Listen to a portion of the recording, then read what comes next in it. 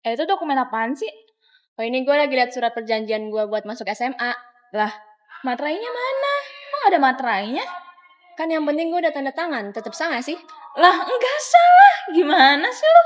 Ah, Ella, lu mah daripada ribut mending kita tanya ke yang ahlinya aja deh. Iya, kita tanya ke ahlinya aja. Itu apa? Kenapa tadi kedengaran dari luar ada ribut-ribut? Kenapa sih? Ada apa? Ini surat perjanjiannya nggak ada materainya. Tapi kan yang penting aku udah tanda tangan, tetap sah gak sih? Enggak kan? Ini perjanjian apa sih? Bentar baca dulu. Ini kan udah ditanda tangan. Rafa udah nanda tangan, Ucrit udah. Oke, dari itunya juga udah nyata. Terus kenapa ribut-ribut? Dia nggak ada materainya. Yang nggak salah. Kan kalau punya Ucrit ada. Oh, yang Rafa nggak ada materai, Ucrit ada. Jadi gini, kalau perjanjian itu sah enggaknya bukan dari materai. Tapi ada pasal di Kitab Undang-Undang Hukum Perdata 1320 pasalnya.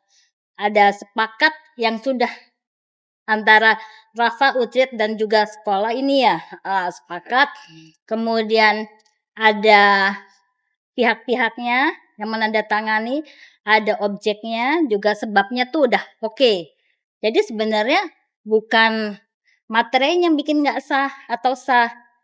Yang bikin aneh ya dalam tanda kutip, satu bermaterai, yang punya Ucrit, yang punya Rafa nggak bermaterai. Walaupun materai itu bukan sahnya suatu perjanjian.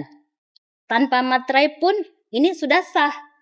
Gitu. Tanpa materai ini udah sah. Karena kan pihak-pihaknya Rafa, Ucrit dan juga sekolah sudah menyetujui kan untuk masuk SMA ini harus ada seperti ini suratnya kan. Nah nggak apa-apa. Rasanya perjanjian sudah terpenuhi. Ini seperti ini Tante cerita aja masalah materai.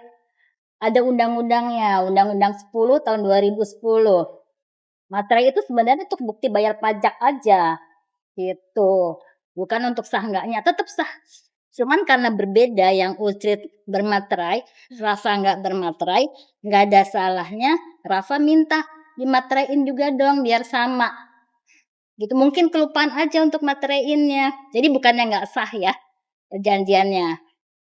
Jadi nanti kamu minta deh tolong dimateraiin dong, kalau punya teman saya bermaterai, saya nggak. Gitu ya. Jadi tetap sah kok. Walaupun Rafa nggak bermaterai, jadi nggak usah khawatir. Ini nggak sah, nanti Rafa nggak bisa masuk SMA yang Rafa pengenin. Nggak usah khawatir seperti itu. Gitu. Udah ngerti kan? Iya. Oke, kalau udah ngerti, nanti balik dulu ya, jangan ribut lagi. Jangan, kok kamu kok udah bermaterai kok aku kok enggak? Ya kalau kayak gitu tanyalah ke pihak yang bikin ini. Kenapa kok beda-beda? Ada yang bermaterai, ada yang enggak. Jangan kalian yang jadi ribut.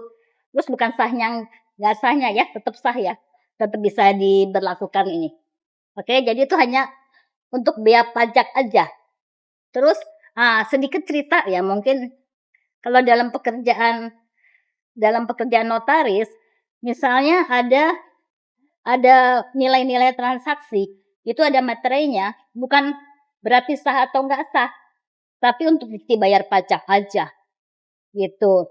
Terus kalau pekerjaan dari pengacara, kalau tidak bermaterai, untuk pembuktian bahwa dia benar itu, dokumennya harus dimateraiin di kantor pos besar.